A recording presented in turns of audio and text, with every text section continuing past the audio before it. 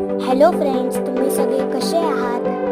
आज मी मम्मासोबत गेले होते बाहेर